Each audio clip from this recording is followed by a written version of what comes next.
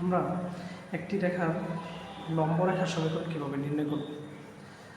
ax plus by plus c equal to 0 যদি একটি সরলরেখা হয়, তাহলে bx minus ay plus k equal to হবে এর লম্ব রেখা। তো এটা মনে রাখার উপায় হলো x এর সহগ যাবে y এর সাথে, এখানে x এর সহগ ছিল a, y এর সাথে চলে গেছে, এবং এখানে y এর সহগ ছিল b, সেটা চলে গেছে x এর সাথে, এবং মাঝখানে প্লাস থাকলে মাইনাস, মাইনাস থাকলে প্লাস।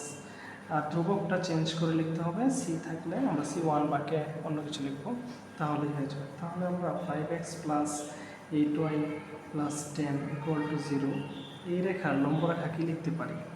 তো y এর সহগ 8, তাহলে এটা x এর সাথে যাবে 8x, তারপর x এর সহগ 5, 5টা চলে যাবে y এর সাথে, যেহেতু মাঝখানে প্লাস তাহলে মাইনাস দিতে হবে 5y প্লাস কে, কে হচ্ছে ধ্রুবক দিতে হবে কে।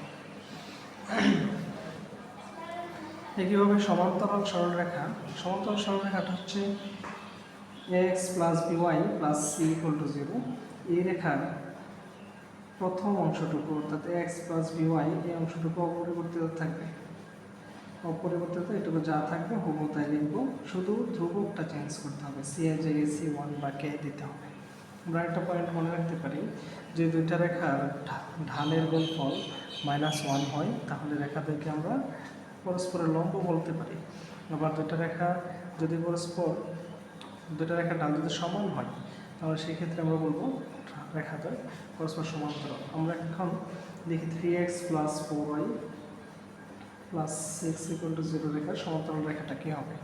তাহলে 4y আমরা বলছিলাম যে সমান্তরালের ক্ষেত্রে হুবহু প্রথম অংশটুকু হুবহু থাকবে, 3x প্লাস 4y এটুকু ঠিক রাখবো, প্লাস ধ্রুবকের ক্ষেত্রে শুধু ধ্রুবকটা চেঞ্জ করে লিখবো, তাহলেই হয়ে যাবে আমাদের সমান্তরাল সরলরেখা।